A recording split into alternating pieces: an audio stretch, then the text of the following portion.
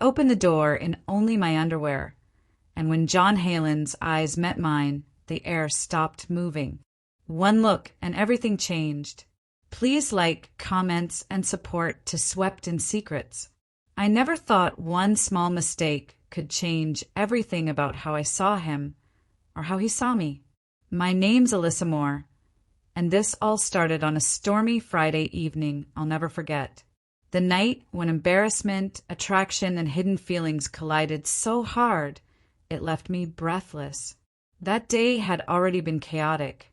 My best friend's brother, John Halen, had promised to drop off some boxes from her old apartment.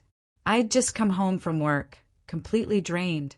The rain had been pouring nonstop since morning, thunder rolling through the sky like it was angry at the world.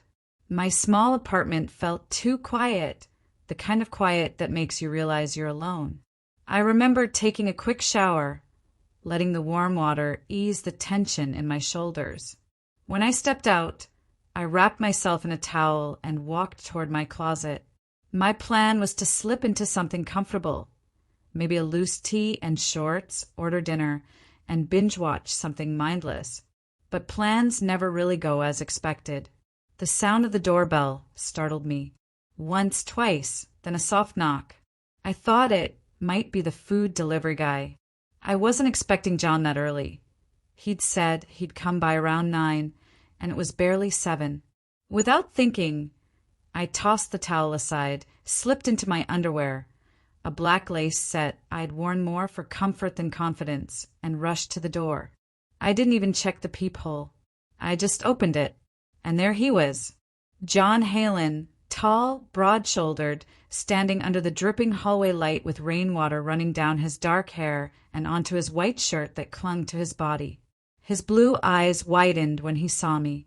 I froze, realizing in an instant what I'd just done.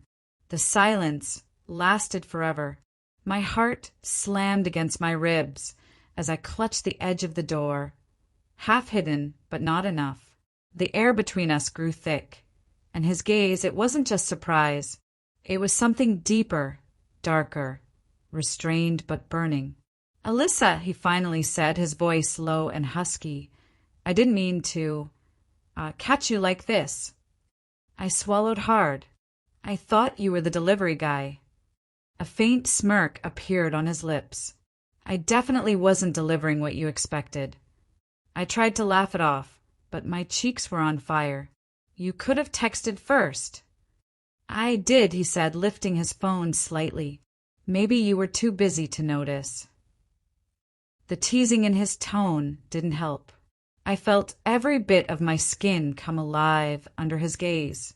There was something about the way John looked at me, not like I was his sister's best friend, but like I was a woman he hadn't expected to see like this. And that terrified me. "Give me a second," I muttered, stepping back and slamming the door shut, too fast, too hard. I leaned against it, heart pounding. I couldn't believe what had just happened. I threw on the first thing I found, a loose gray t-shirt that fell just above my thighs, and tried to steady my breath before opening the door again. He was still standing there, that half smile still on his face, holding the boxes I'd completely forgotten about. "Sorry," I mumbled, taking one of the boxes from him. "You can put the rest on the table." He walked in slowly, scanning the room, then looked back at me. "Nice place," he said. "Smells like vanilla and coffee." "Thanks," I said quickly, trying to sound normal. He set the boxes down, but I could feel his eyes on me. I didn't want to meet his gaze, yet part of me couldn't resist. When I finally did, the tension was impossible to ignore. The same man I'd grown up teasing, arguing with, laughing around, suddenly he wasn't just John. He was different. Or maybe I was. "You okay?" he asked gently. "Yeah, I just didn't expect you." He nodded, his expression softening. "You looked surprised." That's one word for it. The storm outside cracked with thunder, and a flash of lightning illuminated his face. His jaw tightened, his lips parted just slightly, as if he wanted to say something, but didn't. The power flickered and then went out completely, leaving us in a dim glow from the streetlight outside. Perfect timing, I sighed, grabbing my phone to use as a flashlight. He chuckled. Guess we're stuck for a bit. Great, I said sarcastically, but I couldn't ignore how aware I was of him. Every move, every breath, every inch of distance between us felt magnified in the darkness. We ended up sitting on the couch, a candle burning on the coffee table, the sound of rain tapping softly against the window. I wrapped my arms around my legs, trying to hide my nerves. John leaned back, relaxed or pretending to be. So, he said after a long silence, you really weren't expecting me this early. I laughed softly, not even close. I noticed. The playfulness in his tone made me roll my eyes, but inside my stomach twisted. There was a kind of warmth spreading through me I hadn't felt in a long time. Something about the way he looked at me felt too real, too intentional. He tilted his head, studying me. You've changed, Alyssa. How so? You're different. More confident, maybe. I don't feel that way right now, I admitted with a nervous laugh. He smiled faintly. You should. You've always underestimated how beautiful you are. The way he said it, soft, sincere, made me forget to breathe for a moment. I looked away, my heart pounding again. You shouldn't say things like that. Why not? It's true. Because if he kept talking like that, I might forget all the reasons we were supposed to stay just friends. I might start imagining things that could never happen. But then another crack of thunder made me jump, and he instinctively reached out, his hand brushing mine. That small touch was electric. Neither of us pulled away.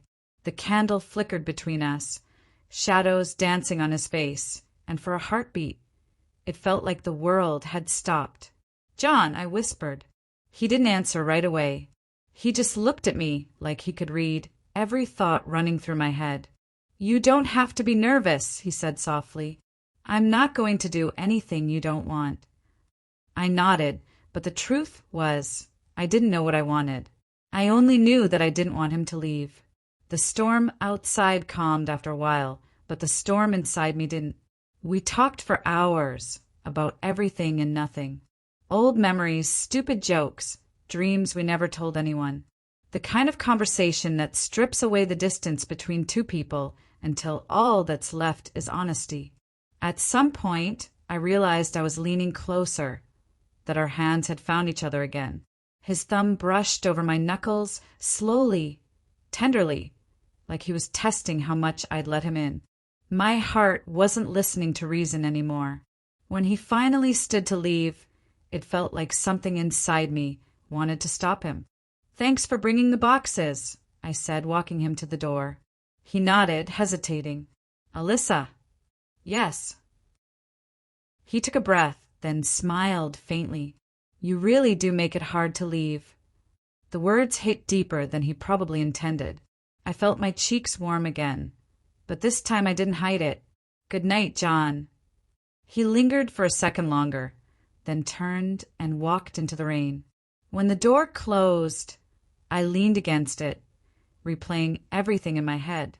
The look in his eyes, the sound of his voice, the way he saw me, really saw me. I knew things had changed between us that night, even if we didn't say it out loud. The next morning, I found a message from him. Didn't sleep much. You were the reason. Coffee later? My heart skipped. Maybe it was the start of something new, or maybe it was trouble. Either way, I couldn't resist finding out. Because sometimes the moment you open the wrong door is exactly when your Rayal story begins.